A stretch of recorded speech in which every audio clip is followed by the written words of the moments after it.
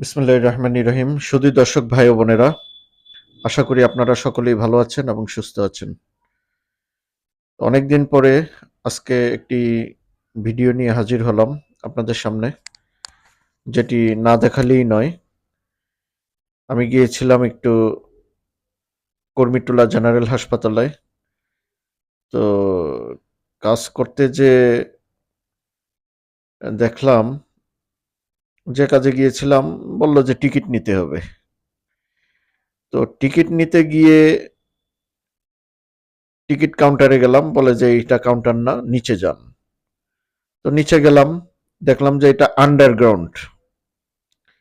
আন্ডারগ্রাউন্ডে গিয়ে আমি মনে করছি যে কয়েকজন হয়তো বা টিকিট কাউন্টারে থাকতে পারে, টিকিট যারা কাটবে, টিকিট প্রত্যাশী।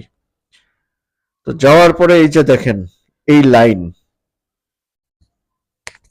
এখানে যারা আছে দেখতে পারতেছেন, সবাই কিন্তু টিকিটের লাইনে দাঁড়ানো। এই যে দেখেন এগুচ্ছে, একজন করে টিকিট নিচ্ছে আর এই যে এগুচ্ছে। এসব হলো টিকিটের জন্য লাইন, দুইটা লাইন কিন্তু, একটা এখানে, একটা এই পাশে আর একটা এই পাশে, পাশাপাশি দুইটা লাইন। দেখেন দুই লাইনে কি পরিমাণ, কয়েকশো মানুষ,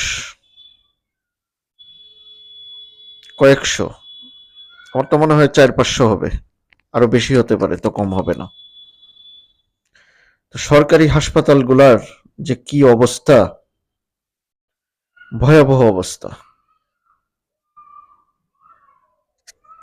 এই জন্য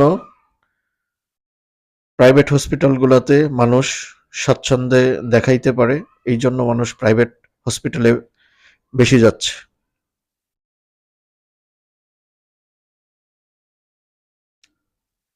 টিকিট নেওয়ার পর এই যে এখানেও দেখেন ভোগান্তি, ডাক্তার দেখানোর, যেখানে দেখানো হবে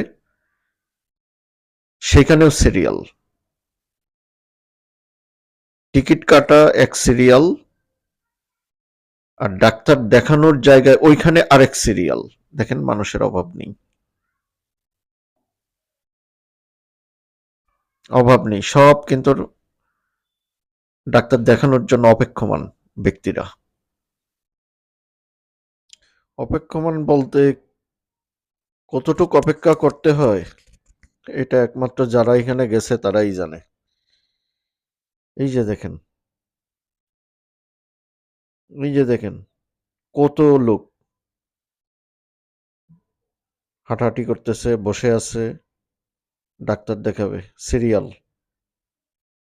এটা তো একটি জায়গার মাত্র একটি ইউনিটের এই অবস্থা। এখানে কতগুলা ইউনিট আছে সেগুলো তো বুঝে নেই।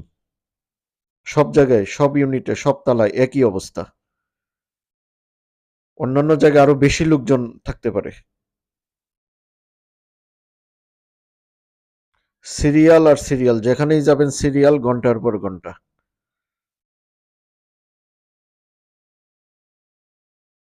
তো সবাই ভালো থাকেন, সুস্থ থাকেন। সময় পেলে সরকারি হাসপাতালে একবার যে একটু ঘুরে ঘুরে আইসেন। আল্লাহ হাফেজ।